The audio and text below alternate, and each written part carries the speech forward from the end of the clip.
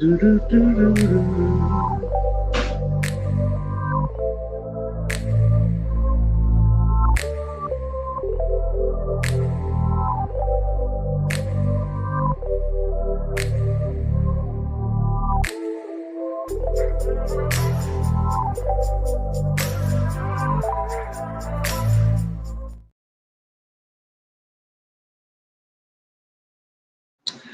What's happening? What's happening? What's happening? And it's Hump Day.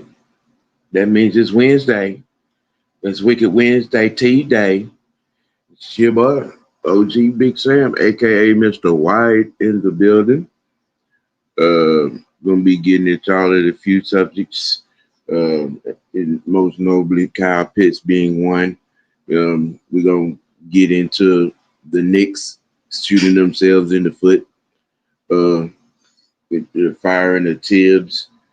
Um, might even get a little Braves talk off in here for this here episode. Um, what the hell? My good buddy was it's supposed to be coming. I know Young Knight will be joining us as well. Um, you know, the state of of the New York Knicks. Just to open up with it a little bit. The state of the New York Knicks. The Knicks are going to be the Knicks, man. I'm not even understanding the free fall of fallacy. Okay, you work this hard. You get to the Eastern Conference Finals. You had enough talent on that team. You know, because I said it when the trade happened, when they got Cat, that's gonna put them in these conference finals, and they got there. Okay, you know, and then you cite philosophical differences, and not make, things happen in the heat of the moment, but you don't fire a guy who instrumentally orchestrated you getting to those said Eastern Conference Finals. You know what I'm saying? And even though, Mike Malone is rumored to be probably next in line to take that job, which would be an excellent hire behind this dumb fire. But I just think it was just a dumb move. I think it's a knee-jerk reaction, a dumb reaction, you know what I'm saying, to the loss. All right, you got where you got to. I understand, I kind of understand the sense of urgency, if you will, but I don't think coaching was your not even your biggest. It was a problem at all. Now, if there are guys on the team that cannot handle hard coaching, strict coaching, you know what I'm saying, a strict mind, you know what I'm saying, then them guys on that team need to grow the fuck up. Cause I don't understand. I don't understand that firing at all. Tibbs is one of the better coaches, you know what I'm saying, in the NBA. You know what I mean? One of the better defensive minded coaches at that. What is he doing? What up, man? What's going on?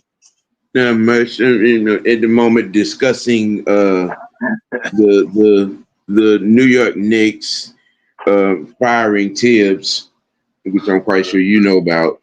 What is your thought on that?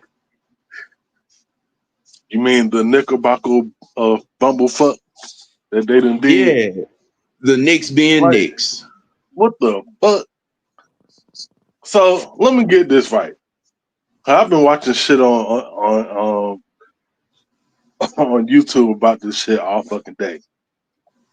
You mean to tell me this coach that you brought in has took you to the playoffs 4 out of the five years he's been there? Took you to back-to-back 50 win seasons. And the Eastern Conference Final. Yes. None of they haven't been doing in the past 25 years. Um, You haven't but seen this level of playoff since I think it didn't when Melo did they make the East Conference Finals? no, Were they didn't they got to the semifinals. You know, but you it's been a long time. yeah, since you and Pat Riley days, Yes, you know. they were 2 wins away from going to the NBA Finals, and you fire Yeah, your head coach over two yeah, fucking wins. yeah, Let's bypass the defensive, you know, blind mice shit that y'all was doing in some of those games against the Indiana Pacers. We're not gonna talk about that, but we're gonna fire our head coach because we 2 wins. Come on, man. Miss me with that. Mm. yeah. I'm I'm gonna say this. Um, Yes, sir.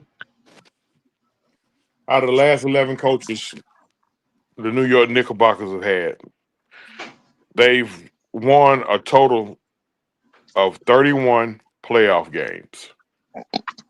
7 of those playoff games were won by Mike Woodson. The other 24 were Tom Thibodeau. Yeah. Um, I That mean, part. I've heard a couple of complaints, about his rotations and all that shit there. But whatever the fuck he was doing worked to get them into the Eastern Conference Finals. It's no secret what type of coach that Tom Thibodeau is. A real hard nosed, kind of old Yeah. school, up in your Mm-hmm. face, play Right, defense, and he ain't right. he ain't kissing no players' asses and all that stuff there. And he should. Um, and it's sad to say those type of coaches are becoming extinct. There are very few coaches that are still around that's like that. I wouldn't be surprised if this was Thibodeau's last job. Thibodeau might just say the hell with it and just ride on off because now don't none of these NBA teams want any type of coach that got any type of backbone or ain't scared to let his nuts hang and say what the fuck is on his mind. Now, with that being said, there's a lot of blame to toss around if you want to talk about um why they lost. But to fire him was a knee jerk reaction, like Sam said. Uh, Mm-hmm. it it don't make sense. You ain't been to a conference finals in 24 years. The coach to get you there, you fire him Hmm. because you listening to them whining ass fans. Yep. But I'm not a Knicks fan, so fuck the Knicks. I, I, I I but hate them bitches. but nevertheless, I think they fucked up by firing Tibbs because see now it's gonna be hard to get a. No matter what coach come in there now, uh, they ain't gonna get no respect. Uh, No, um, true. Malone, listen, they don't listen. If they couldn't handle Tibbs, they don't want Malone either. Look, truth. This is going to be the expectation now. Either you get us to the finals, or you're going to get fired. Yeah, Because that's basically what you're saying. yeah. So now, it's gonna be hard for you to get a coach to come in and agree to coach with y'all because y'all done made unless it was something personal. Unless it was something personal, y'all done made it. Y'all done already set. Y'all done made a basically you got a stipulation: either get to the finals or win the championship or lose your job. And I heard a couple people say it was year 5 and it was time. But but they improved each year though, up under him. They literally Facts. improved each year up under him. Facts. Like every year they improved up under him, and he lost his job because he didn't make it to the finals. When really, honestly, he wasn't even supposed to have been in the Eastern Conference Finals if Nope. Boston Neither one of those teams would have been in the Eastern Conference Finals if Boston and Cleveland handled their business. Bingo. So Well, they got their little feelings hurt. Listen, that first game, it got their feelings hurt. And you want to know the truth? As great as Brunson played, that first game, they was up by 2. And Brunson got his 5th foul. The Knicks went on a 14-2 run with Brunson on the bench. yep. He brought Brunson back in because why? Because listen, the money said you better bring him back on the floor. Or Indiana started their run, wound up tying it, and going to overtime. Now, I'm not blaming Jalen Brunson at all, but he had to put Brunson back on the floor. You can't leave Brunson over there on the bench. That That's game true. right there, if the Knicks had won that game, they would have had a game 7 in it. We would have saw a game 7 in New York. Yeah. But they tricked that Yeah. game out bad. They was up 16, excuse me.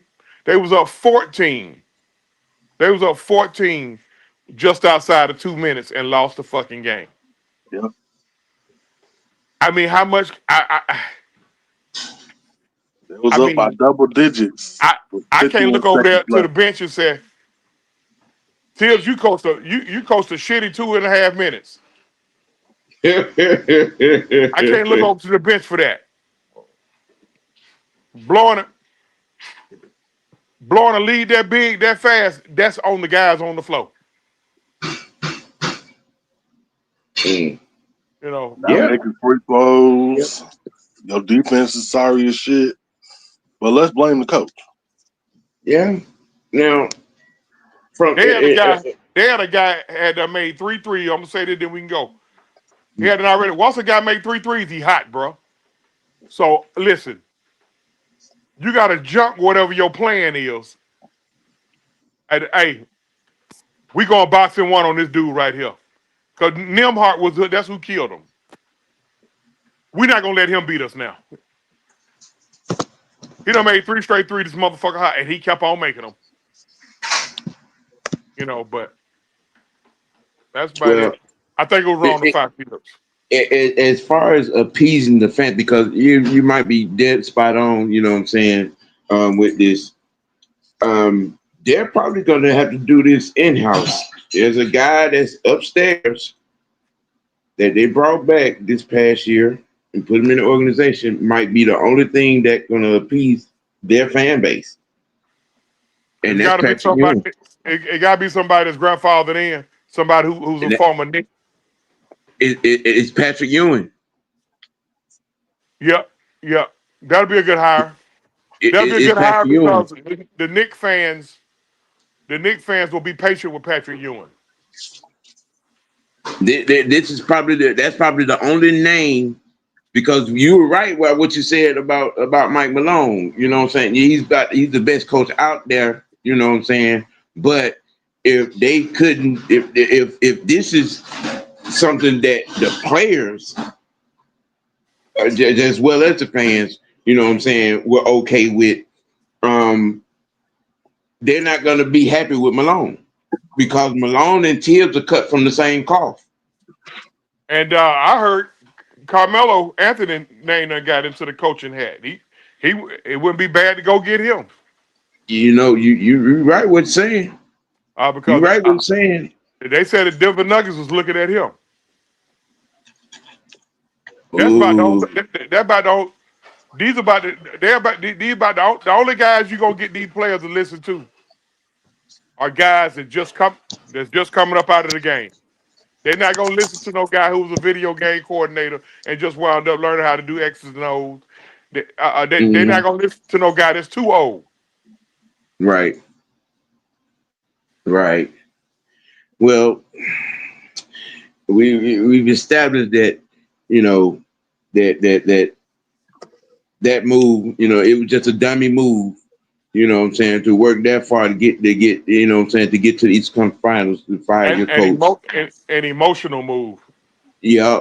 And Your fans, which your fans drug y'all for not beating the Pacers. See that can mhm. also be a respect level to the Pacers. They probably the New York fans don't feel like they should have lost to Indiana. They probably would have respected it more if they had got knocked out of the finals by maybe Boston. You know what I'm saying? They They still probably, got PTSD from Reggie Miller. Right. And he did it to him. Yeah. So, with the firing of Tibbs, the New York Knicks get Sports Tea Dummy of the Week. Is my, solidified nomination. Because it's a dummy move. You're firing a coach with a defensive pedigree, has a championship pedigree. It's just, and you let him work. The team got, like True said, the team got better and better and better each year, and to get 2 wins away from going to the finals and to fire guys, it makes no sense. Because, truth be told, what I'm saying, coaching was your issue. What wasn't your issue? The defensive effort was your issue. Chemistry was your issue. yeah. Sometimes you just lose because that's just it was in the cards for you to lose. Like I mean, it's easy because it's a lot of dissecting. Folks dissecting Bronson's defense. Okay, Yeah. I mean, folks dissect the cat. See, first of all, you can't dissect cat because uh when cat flew in the building, cat flew into town, and y'all got to the Eastern Conference Finals with him at Yeah. center. So I don't care that about all these other thoughts about cat. A lot of motherfuckers would be look at cat and look at his mannerisms, all that shit. That's the first thing come out when they go to talking about him. But when it come to basketball, you can't name me 5 centers in the game better than him. Maybe not even 4. You know. If your first inclination is to try to, judge the motherfucker's manhood, then you need to check your own. You need to check your own. I'm just saying, if that's your first inclination, not his game. You know what I'm saying? Not his game, not what I'm saying, anything from a coach's perspective, but his manhood. Yeah, you need to check your own. Well, goddamn, Yeah. look, I don't know nothing about his manhood, but hell, I seen him goddamn walking into some type of goddamn red carpet shit, holding hands with a bad motherfucker, unless that motherfucker was born a man or something. Right. So, I mean, hell, Well, he must be doing something, but so motherfuckers kill me when they want to judge folk. right, right. You're quick to judge. Well, we're gonna step on forward to our next, the meat topic already, because I'm quite sure this is gonna have, what I'm saying, a good bit of dialogue.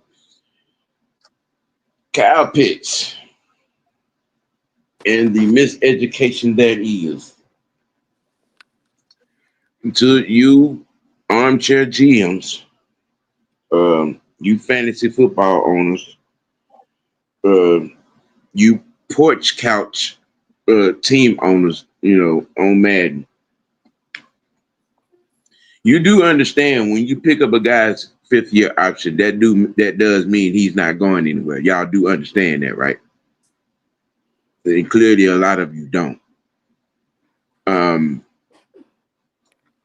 and the only entity out there that of any formidable notice, other than CBS, that have been If trying to push. here's the thing, here's the thing, Sam. Yeah. If they were gonna trade him, Once they would have traded him immediately when they picked up that option. Yeah, Boom. If they didn't yeah. do it immediately, he ain't going nowhere.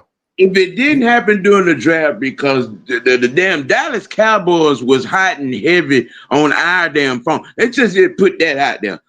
Jerry them and them Cowboys was on our phones on day two like no other. Okay, trying to get that man. If we was gonna trade him, we would have traded him on day two of the damn draft. Okay, you know what I'm saying? You know, it didn't go that way, and it's not gonna go that way. He is here, and he's going And to be here. let me say this: the Falcons could easily change their mind and decide to trade him. If so, so be it. But it would have made more sense to trade him right when they picked up the option if they knew they Mm-hmm. wasn't going to keep him. Because you don't want to a guy like that. You don't want to let him walk for free. Even though, Right. first of all, Kyle Pitts. Let's walk through his career. Everybody know about his first year. His first year, he was 50 some yards away from breaking a record for rookie tight end. His second year, he got hurt halfway through the season, and his injury pretty much hobbled him through his third year. Let's call it for what it is. All right. Fourth year, which was last year, what he had, over 600 yards and what, I don't forgot how many balls he caught. Mm-hmm. Believe it or not, folks, that's not bad for a tight end. Yo, that's really not bad for a tight end. He You can't caught expect 47 balls and had like almost 700 yards last year with 4 that's touchdowns. that's not bad. That's not almost 50 balls is not catches are not bad for tight end. I think Now that now you got to also consider he would have had a couple more catches. He had a few drops. Now listen, man, Pitts is part of the plan moving forward. Mm-hmm. They're going to give him a chance. This going to be one of those situations where the Falcons going to give Pitts enough rope to hang himself. It's the ball is completely in his court. All right. Um, I I I doubt if the Falcons trade Kyle Pitts. And you rest assured if they do, they got a plan in action. But I doubt if they trade Kyle Pitts. He's part of what's going on moving forward with our offense, which I think is going to be.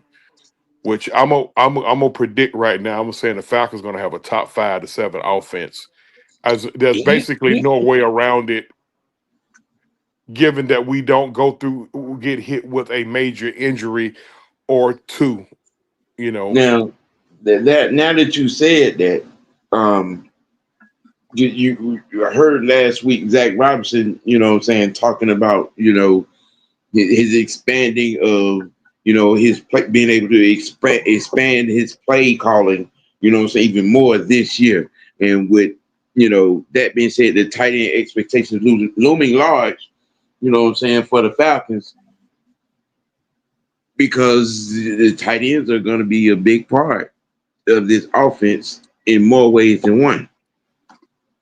I'll be Now, back. Give me about five uh, minutes. I'm gonna jump back in. I'll be back. now franchise,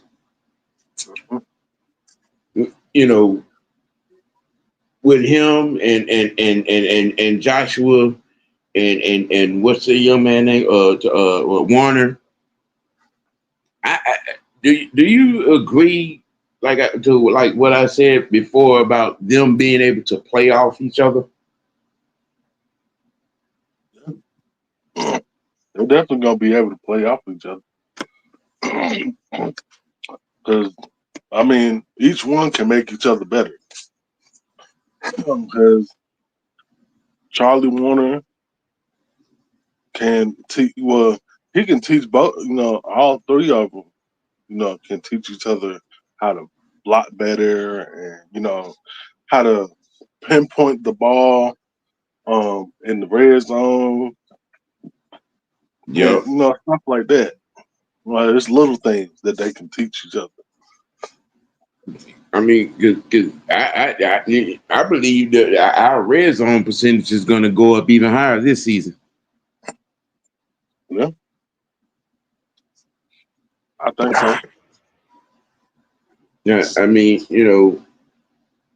a lot of people have this belief, that Kyle Pitts should be, giving us, 2,000 yards, 25 touchdowns, 200 catches, with some fantasy football madness bullshit. This ain't college. That ain't happening. Right, NCAA 26, Um, numbers. But me with the numbers he had last year, I think if you add maybe 20 more catches to that, and maybe 200 more yards, that would be, a pretty, what I'm saying, nice season for Kyle Pitts. Maybe, what I'm saying, double digit touchdowns, anywhere from 10 to 11, something to that effect. Because I think that young man Joshua Simon is gonna be he's gonna be the Falcons version of likely up there in Baltimore. I could see that. You know what I'm saying? And especially if you're looking at what they've been doing with him in practice, and you know what I'm saying, and what he's showing, I think it's going to be easy. I think it's going to be real easy for us to have some like a Mark Andrews likely combination, with yards and catches, underneath, over the top, outside, red zone, between those two guys. If you're out here expecting, you know, triple digit catches from Kyle, then you're overestimating yourself. You're overestimating your expectations. We have too many weapons. We have too many weapons. And if you look at the offense from last year, and then you look at what has been added, there are too many weapons to be expecting anybody, on this offense to have 100 catches. Yeah. I think on average across the board, you're going to get, 60, 70, in some likely cases. You might have, Drake might have 90 catches. Because he's like I said before, he's a tweener. He's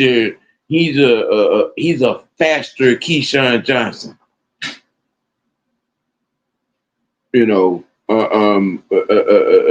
Anquan Bolden, Hines Ward, with more speed type of receiver. He plays physical because he can, and he can get gone. He'll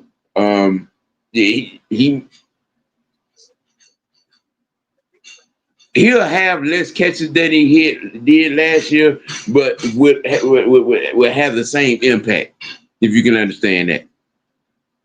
Yeah. And then you got Mooney, you know what I'm saying? You know what I mean? And then who's to say Nash may come up as another weapon? You know what I mean? Skinner may turn up as another weapon. Washington, our draft pick from last year, he may come up as a weapon because he was Phoenix's practice squad partner. Yeah, that's true. You know what I'm saying? So we got to really understand, our complete compilation of skill set players that are going to be, possible weapons in this offense, and we have a lot of them. We have a lot of them. We have a lot of weapons. And we have an office coordinator who, you know what I'm saying, in his second year has a chance now to get deeper in his bag and tinker around with some things, you know what I'm saying, that could, possibly work, that could be, go-to plays or go-to players in certain situations. You know what I'm saying? From the tight end room to the receiver room and even in the running back room. You know what I'm saying? Our running backs are capable receiving weapons as well. And then you look at the addition to that room. Then Nathan Carter, he was a good receiver out of the backfield at Michigan State. So I mean, the possibility of weapons. I mean, people, you have to understand. You know what I'm saying? It would be one thing if we didn't have this complexity of talent. Then I could almost understand the expectation of Kyle Pitts having, you know what I'm saying, monstrous numbers, number one receiver numbers. You know what I'm saying? I could almost understand that then. But it is, too much talent on this offense. To be having the mindset of Kyle Pitts should have 100 catches in 1,800 yards. And no, not with the bodies on this offense. You got Tyler, you got Bijan, Mooney, Drake, Ray. You add in Nash and Simon and Skinner. You know what I'm saying? It is a lot of weapons on this offense to be expecting your number one tight end to have number one receiver numbers.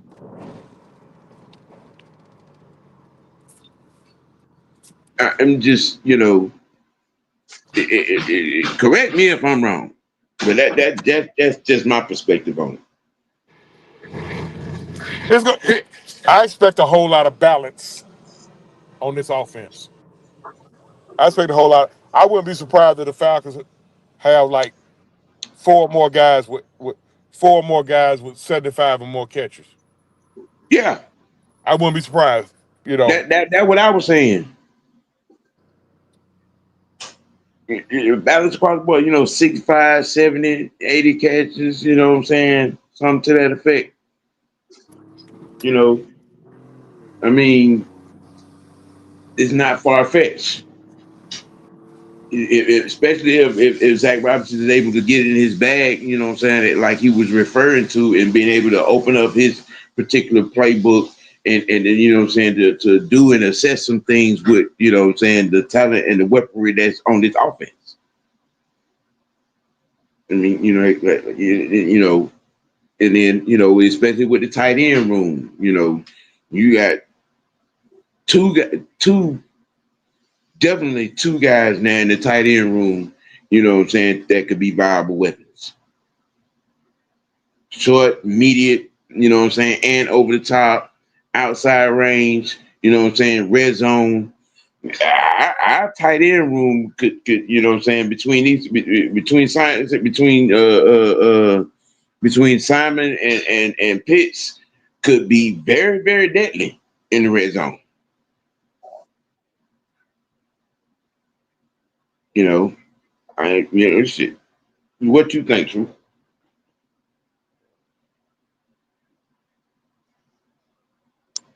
Did we lose my you? fault. My fault. My fault. I had muted. But what's going to make our tight ends even more dangerous is those two guys we got in the backfield. Like in the red zone, you're going to have to. Ain't no way around it. You're going to have to pay attention to either 7 or 25. You're going to have to. We, Right. I mean, it's got to be an option, especially the 25s back there. But so that's gonna make you tight end. See, ain't no doubling pits down there. Ain't no doubling the tight end. Now you can't. You can't. You Yeah. can't double the tight end. You double the tight end. Double tight end. I'm gonna spot that. Then next play, I'm I'm going right where he was. And when you send two men with him, I'm just gonna run the goddamn running back right behind him. Yeah, I believe his second year Zach Robinson offense, it's going to be hard to double and shell Pitts over the top like a lot of teams were doing last year.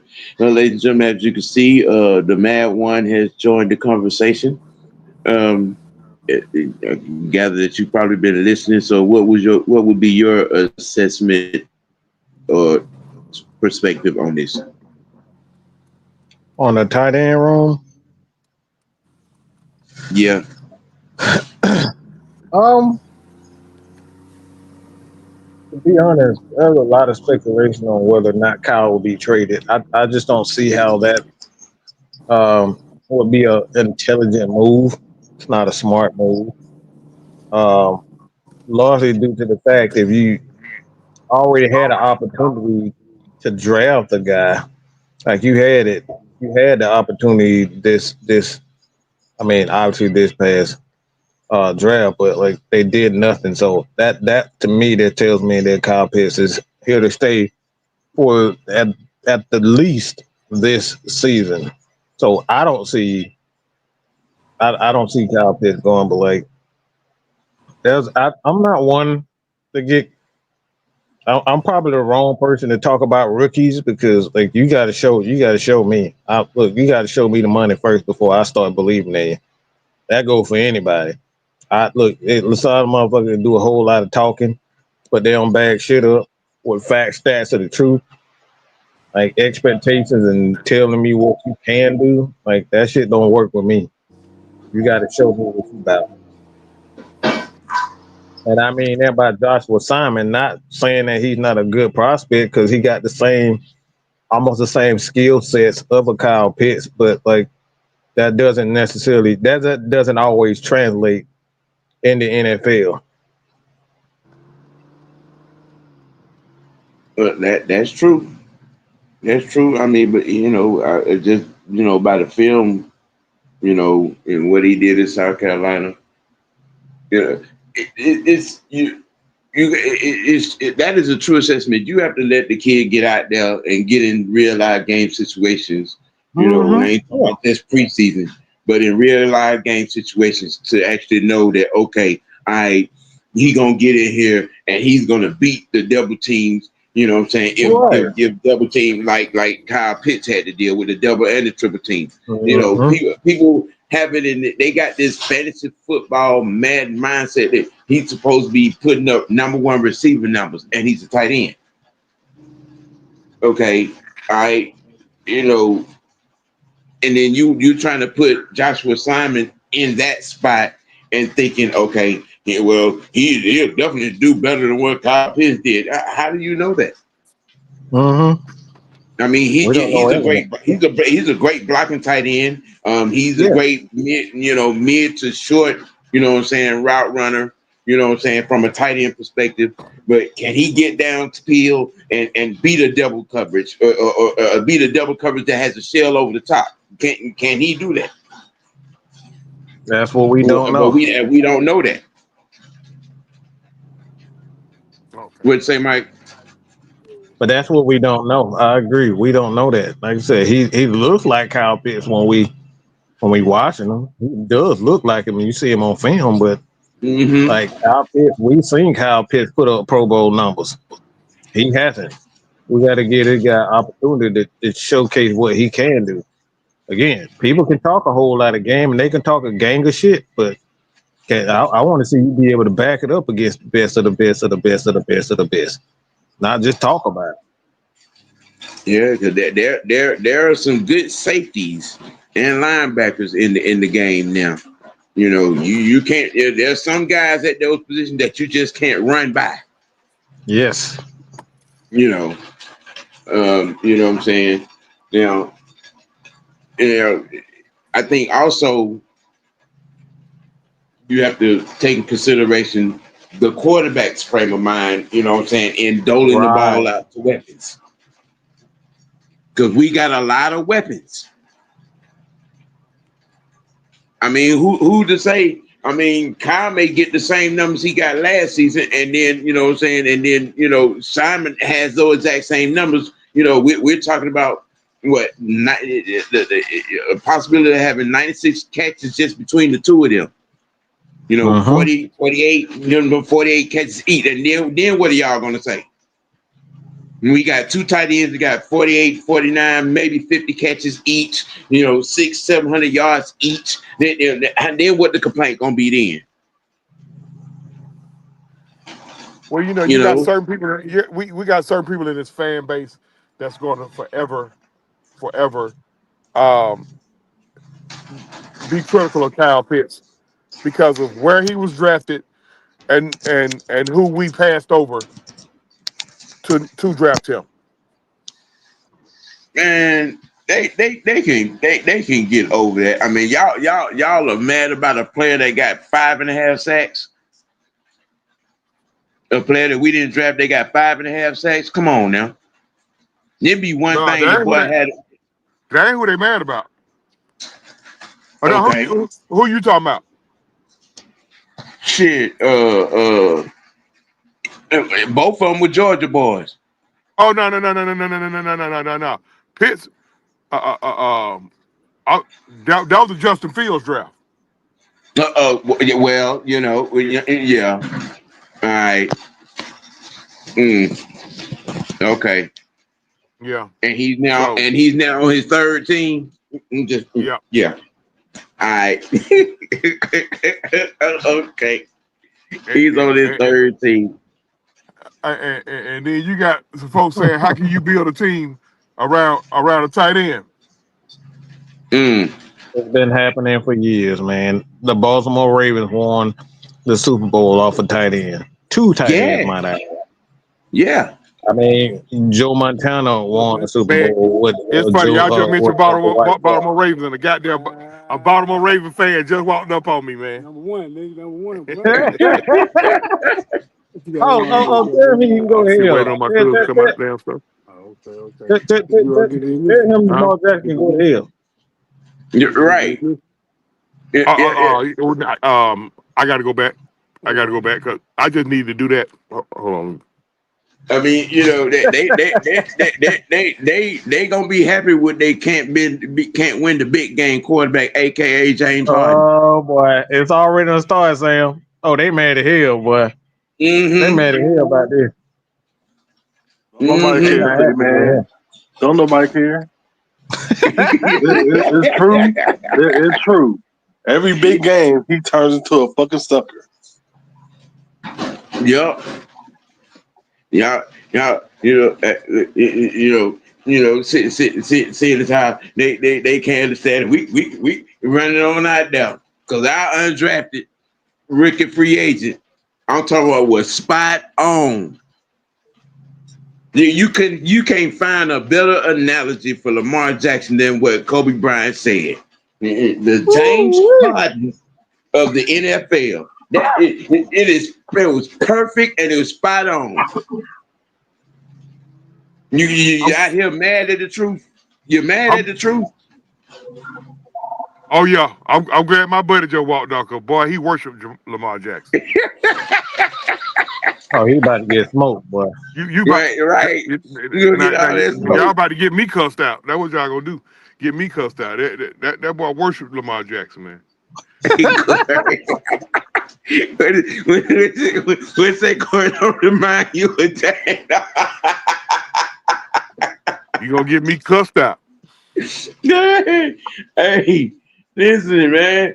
I mean, got folks in Raven Nation, you got folks in this Falcon fan base. Yeah, how you go? How undrafted Rick? He need to worry about this. What? He got asked the question and answered it. And then and it was the truth for answer. And then it's also the thought, like I was about to say, on folks thinking. See, they automatically put in their mindset that we was building around Kyle Pitts. No, we ain't building around Kyle Pitts. The man clearly told you. The man clearly told you from day one, we going BPA. Kyle Pitts at that time was BPA. Yep. In fact, he was ranked like the second person in the draft overall. Yep. But a couple teams in front of us needed quarterbacks. Mhm. Worse than we did. These are facts. So, I mean, but that don't mean we building around him. Hell, we got to hold the field at tight end. He's the best player available. Let's get him.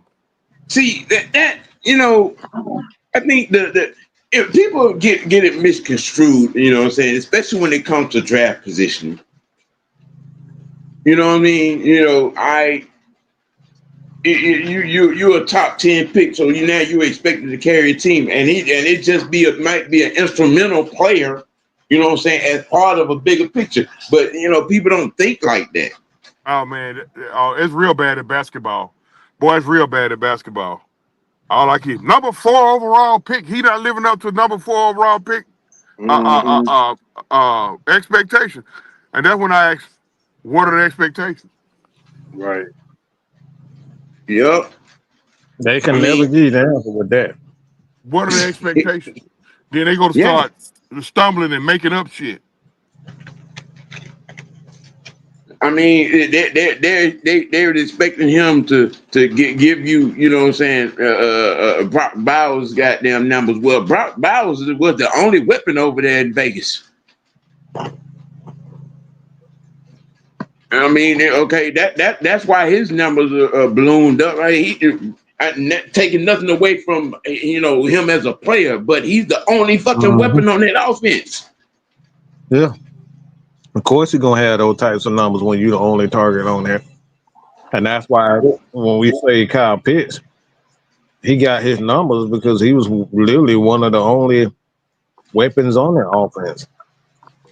Right. You Made had Russell Gage as Mr. Third Down. I'm just saying that It was the best him receiver on the team. and CP. And Zacchaeus. That was it. Him and CP. That was it. the tight end is supposed to be a help. Well, in layman, just in just normal terms, man, the tight end is essentially just a helper of the offense. He just helps the wide receiver core out. He helped the offensive line, and he hit the quarterback out. Yep. He's the helper. Security blanket, basically. That's all. That's all. Tom Brady wound up becoming the greatest quarterback of all time, mostly using his tight end. His tight end backs out the backfield. That's it. I mean, Buck Trey Bolts. Look, okay, when you put that particular quarterback in perspective, look, in college, his size and his speed made him a matchup difficult. You couldn't put a linebacker on him because he run bad, and you couldn't put a cornerback or a safety on him because he was too tall. So I mean, it was what it was. Again, I said it then and I say it now. Florida did him no favors as a tight end being prepared for the NFL. He didn't. Well, he ran a lot of wide receiver routes. Yeah. Because he had that rare combination of size and speed. Yes. Yep. And then all of a sudden you started hearing that little nickname, the unicorn. That where that bullshit came from. Corey said, I think the tight end is like a power forward in basketball. You know what I'm saying, on the football field. But it's still look, I know a lot of y'all, didn't watch football, you know what I'm saying, besides the people that's on this panel, didn't watch, football back in the, 80s, early 90s, to understand, what a tight end. If you didn't see Kellen Winslow Sr., Mark Bavaro, Dwight Clark, and, and these guys, then you're not understanding what we are trying to tell you. All right. The numbers that Kyle Pitts got last season were basically average tight end numbers. They were basically tight end numbers. If you look at tight end numbers throughout the history of the game, especially from the late 80s going through the 90s, yeah, 700 yards, if that in some cases, was a good year for a tight end. You know what I'm saying? A tight end to get 40 something to 50 catches in a season, have almost, you know what I'm saying, from 670 to 700 yards. Shit, that's career number. Career numbers. I think a lot of the fans got spoiled off about 5 tight ends that played the game that had high volume numbers. Gonzalez, Gates, Antonio Gates, Grunk, Kittle. Now, a lot of these guys, that's who a lot of the fans spoiled off of. But from an average standpoint, you if you get 60 catches out of tight end, that's a great year for him. Yep. If you get yes. 750 yards or better out of a tight end, that's a great year for him. So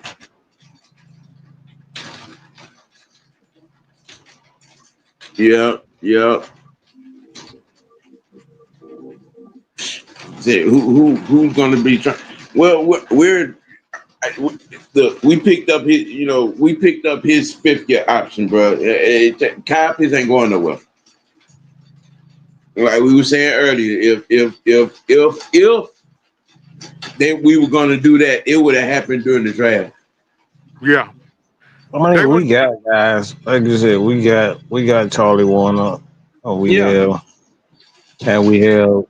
some young guys if they were going to pick up his option to trade him, they would have done it right away. Like soon as they picked up the option, boom, we trade him. They wouldn't have waited past the draft. They picked up his option before the draft, right? When he wasn't traded. They did it last year. Yeah. When he wasn't traded during the draft, he's not gonna be traded now. Don't confuse his situation with Kirk Cousins' situation. Kirk Cousins' situation, to my understanding, if the Falcons want to move him, they had to wait post June 1st. Is that right, or correct me if I'm wrong? No, that's right. Yeah. So they had to wait post June 1st. So if he's going to even in his case, if he's going to be moved, if he ain't moved within the next 10 days, by like the 10th of June, maybe the 15th, he's not going to get traded. He's just going to be the highest paid backup in the league, and he's going to come to work and do his fucking job. And if he don't, he'll get fined by the day. That's how that works. Pretty much. What up, youngin? Man, Get your ass out of here. What the hell you doing in here? Get your ass out of here, little man. Look, motherfucker, you gotta go through the same treatment everybody else. You can get your ass cut off. You can get the fire too, nigga. You get the hazing just like everybody else. You get the rookie hazing. So you ain't no rook no more. The season ain't started, so you ain't the rook. So just wait for the season to start. You ain't gonna you'll be a part of the team officially. Hey. Man, don't look at me like that. don't look at me like that, man. Hey, oh man! All right, what I missed, man? I was on the damn phone for a minute. What I missed? Not much. We're talking about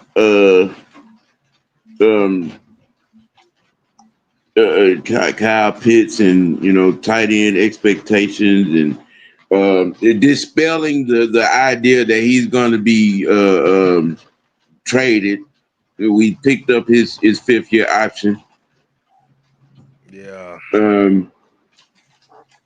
And Mike, you want to answer that question right now? What the hell is TGIS? I don't know what the fuck that is. What the hell is that? That is some bullshit. What kind of analogy is that? I don't know.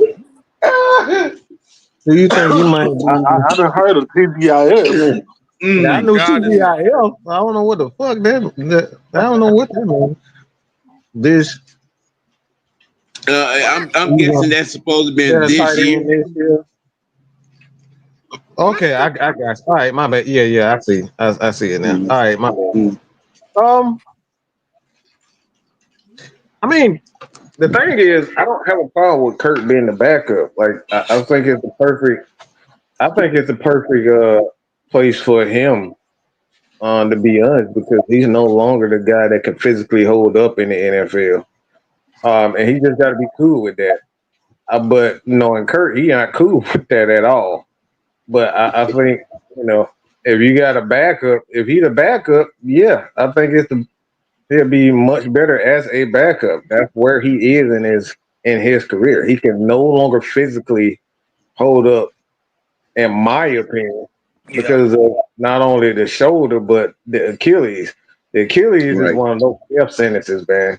Like, I don't think people understand. Like, your foot, Yeah. your ankles, your calf, all that shit fucked up when you mess up your Achilles. So I think he's in the perfect position to be the backup or a valuable a trade option for a team that might be looking for a late year surgeons. Yeah. I mean, don't be surprised Kurt ends up in New Orleans. Lord. Yeah. Yeah, they're the one team that is really, really, really, right now desperate as far as the quarterback room is concerned around the league. I mean, they got Rattler. They got the guy they drafted from Louisville. I mean, I doubt if they bring in a veteran. I let them two decide who's gonna be the starter, and whoever lose the battle gonna be the backup. Shit. I mean, because it Yeah, ain't like New Orleans is in a position. By the way, fuck the Saints. With a sick All day. the way. But I mean, they're not in a right now. They ain't in a position to contend and compete. They still trying to get out of cap hell, all that shit. So I'm saying more likely it's gonna be Pittsburgh. I mean, all signs point to Pittsburgh. yeah. Because Aaron Rodgers shit so fucked up right now. He's so goddamn peeled up and whatever he own that they willing to fuck with Kirk Cousins on one leg than to fuck with him. Yeah, Pretty much. That's crazy, man. That's crazy, boy. Look, that man on something. That mother ain't came out from that cave in about what 6 Bro, months. let me tell you something. Listen, I watched a few games with the Packers. Not the Packers, but who was he Jets. with? The Jets, Jets. right? I watched a couple games they played in. Bro, that boy eyes goddamn pink, man. Yeah, He yeah. on something. Either that he was sick. man. We The both. last few years, the last 3 years in Green Bay, and then last year with the Jets, blaringly told you exactly what and who Aaron Rodgers is: a locker room cancer. Oh yeah. Okay, and by all points of intents and purposes of where things are at now, my assessment of his situation is starting looking like it's coming true. The league was gonna escort his ass on out the door because nobody want that. What he did in New York, you get the coach fired, and then the team exponentially gets even worse. The defense goes downhill. The locker room gets fucked up, and you out here looking like Ryan Leaf as quarterback. I mean, who's gonna pick that up? And not to mention, you're 50 years old. Yeah. Yeah, yeah. You know That man, what I'm saying? that man. That man needs some pill money. That's all that is. That motherfucker high as hell. And you know the drugs, the drugs in Hollywood. That shit don't cost $40 no more in Hollywood. You add a couple zeros to that motherfucker in Hollywood. Shit. I ain't gonna tell you how I know, but I know. I'm just telling you. Yeah, you know, sure, and, Mike. and Hey, he's gotten what $40 million total for these last 2 seasons in New York. For Yeah, doing nothing. yeah, absolutely, Nathaniel. hey, can we touch on it? Can we touch on Quintoris for a tick? Oh boy. Y'all got it. Go ahead, True. Go. Okay, And that you lead us into that bloody water. okay. So over the last couple of weeks, look like Harry Douglas got him a little podcast, and I think everybody saw Roddy and Julio in there, and they talking about how shitty Shanahan was and this, that, and the third. Now it done came out a few days later that goddamn Julio uh kind of took shots at Arthur Blank, and Arthur Blank done of course he replied. I don't understand a nigga like Julio, man. And here's why. This organization really went against the grain to Yes. give you, and I hope he hear this. The organization went against the grain to give you your money, nigga. When they saw they saw your body was breaking down, Mm-hmm. and they went against the grain and give you your money. At 32, they never give players at 32 that much Now, money. now, now, you come out 5 years later and want to say you felt disrespected because you wanted to talk to Arthur Blank and this, that, and the third. Well, first of all,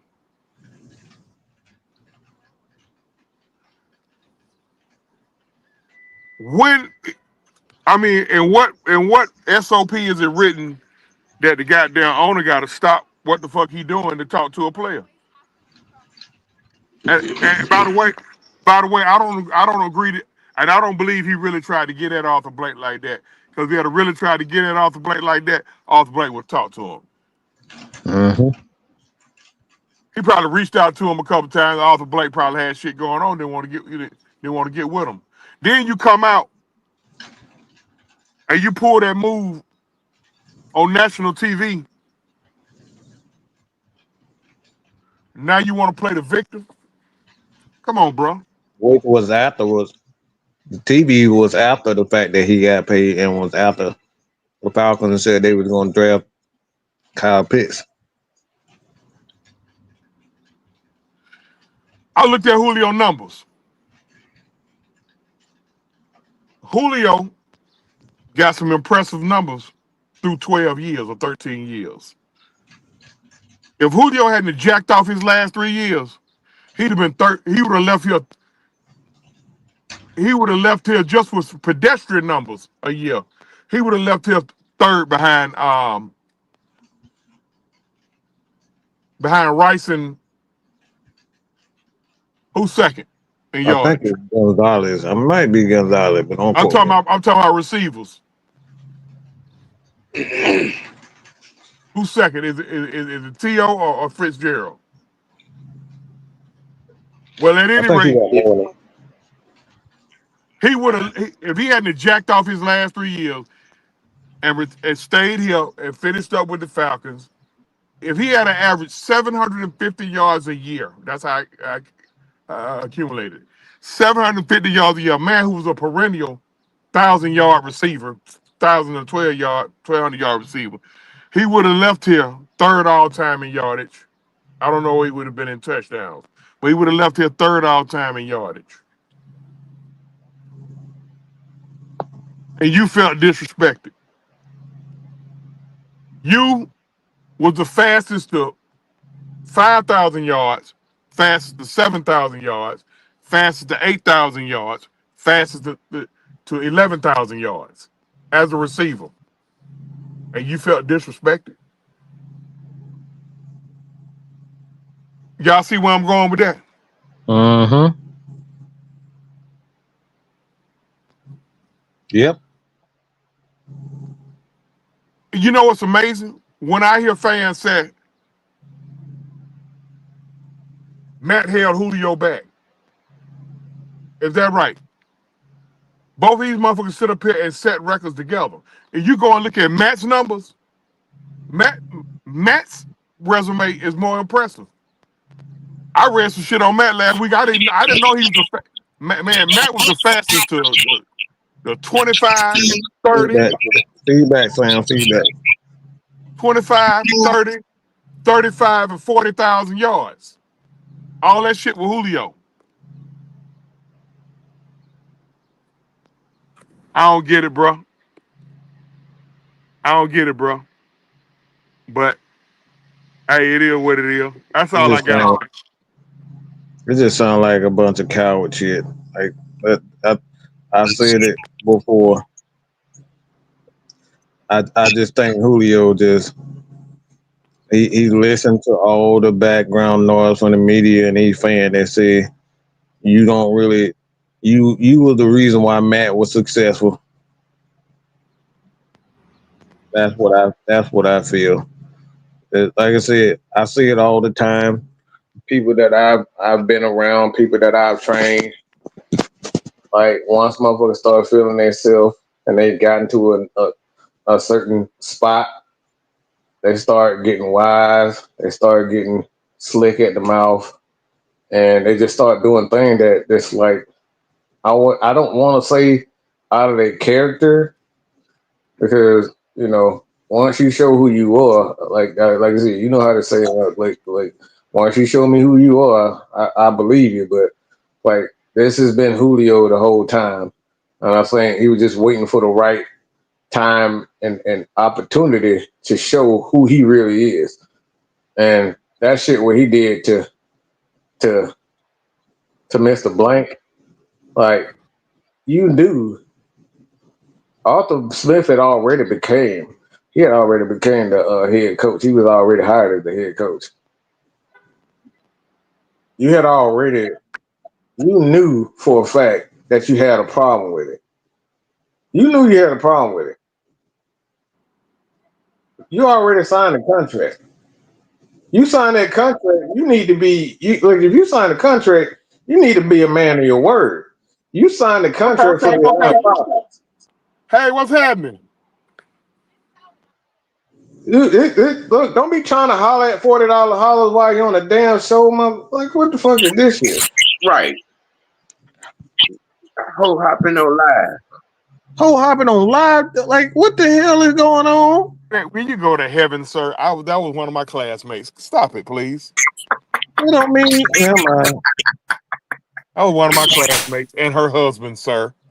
Gee whiz. I told you I don't engage in those type of activities any longer, okay? I've changed, okay? Yes, sir. I apologize. Okay. Thank you. I don't believe you. I have, Anthony. No. Once the heathen is always a heathen. No, that's not true. We're not doing that. We're not doing that, man. What that saying go? You can't change your hoe into no house fight. Hey. Whoa. That's not true. Anthony, man. I thought we was on our best behavior.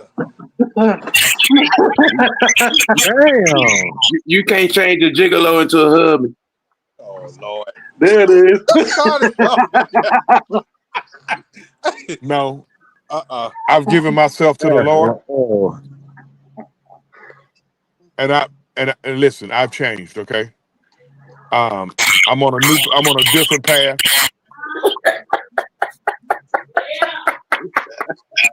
That's crazy.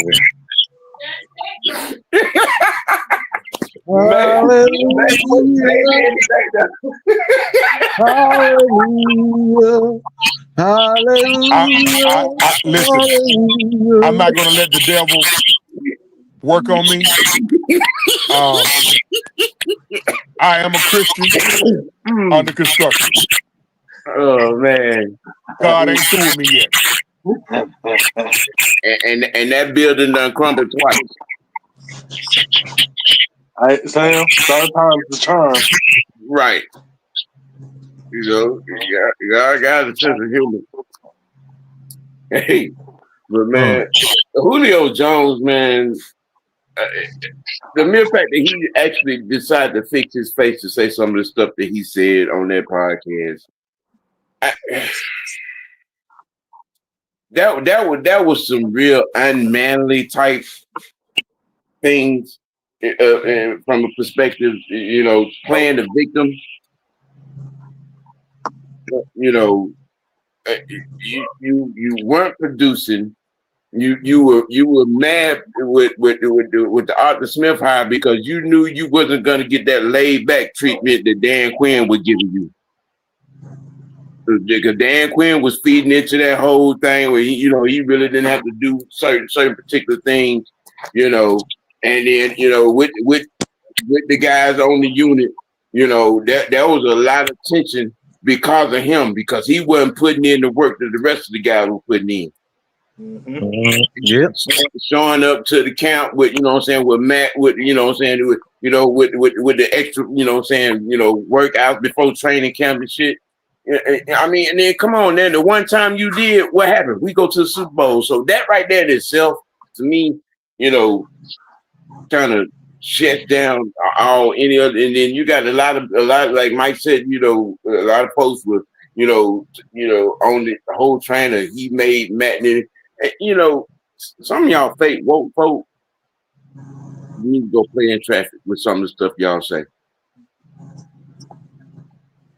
You just really do, and then all the attention and all the views and all of that stuff, behind his comments, and the Falcons did him wrong. No, the fuck they did not. He did himself wrong. Okay, and he wasn't business smart either. Okay, you put your name on a contract that you had no business putting your name on with the guys that were coming up that was gonna reset the market. And when Keenan Allen and Michael Thomas and Evans them got their contract, and then you went to whining because you weren't the highest paid receiver. Well, your damn agent was the one that got you screwed. Listen to that bullshit, sitting putting their damn name on that contract. And then Arthur goes out and makes sure we went and dug up the damn money to give you the damn extra $66 million. And then what you do the following year? Play 9 games. You know what I'm saying? You didn't take care of yourself as a superstar receiver. You were a whole defensive chain.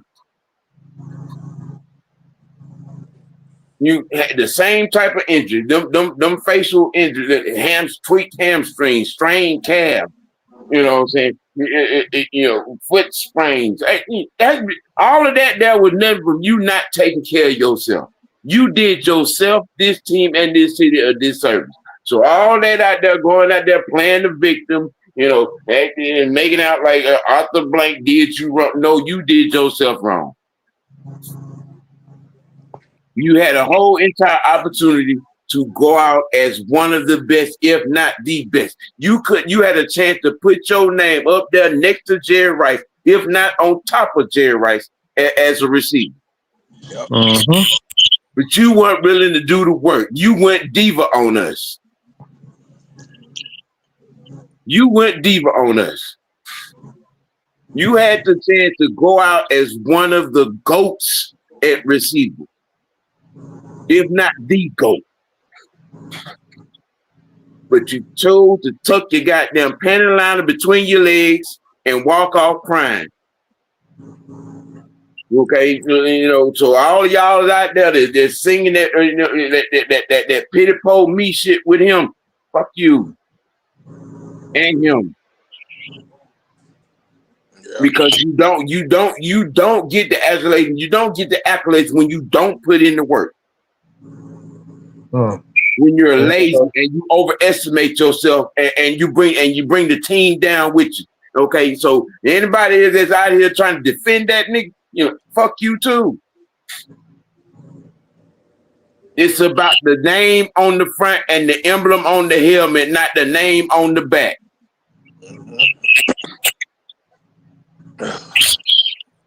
And you would do well to remember that in a lot of occasions. Now, you know what I'm saying? We've been in this thing an hour and 15. I know, Mike, y'all coming on tonight? Hell no, I'm chilling, goddamn. I done uploaded about 30 videos in the last 3 days. Hell no. Okay. Well, we done pretty much. Now, outside of, talking a little bit more about Lamar Jackson, I don't think there's pretty much nothing else we can do. I mean, because I'm loving that. I have a video dropping. I'll probably have a couple more videos dropping by the end of the night. So, yeah, let's give a shout out to the Atlanta Dream, starting off 5-2. Right. They're on like a little week break, and they get back at it Friday. But they playing well, really. And if you look at their losses, they 57-0. But matter of fact, while I'm thinking about it, Truth, can you and Ant give us a Braves report? Ain't much to give. I mean, you're not consistently winning series. That's a problem. The bats are inconsistent. The bullpen is inconsistent. You're not gonna win like that. Bats inconsistent and bullpen is inconsistent. You're not gonna win like that. That's just what it is.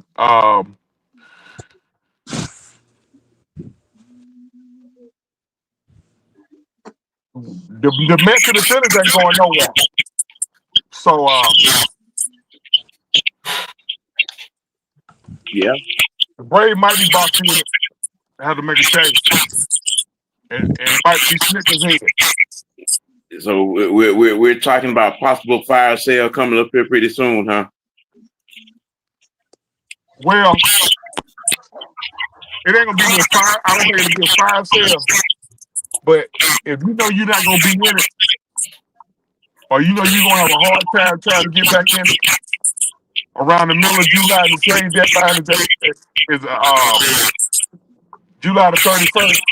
Mm-hmm. And I don't know why Schnick keep running that Iglesias got old ass out there, you know what I'm saying, trying to save games, and he giving up runs. Who was in there? It wasn't him that was in there yesterday, and he gave. I forgot who was in there, but they gave up. Let's see, a 3-run home run in the top of the ninth. Ooh, it was 5-3 at the time, and Strider, you can see he's still rusty. So they need to figure something out fast. Well, this is what we got for y'all today. I guess that pretty much rounds out this pot of tea. We in sports tea. Unless, you know what I'm saying, when y'all got anything else to add, we can go on and close this thing out. No, man. I missed that. Oh, so.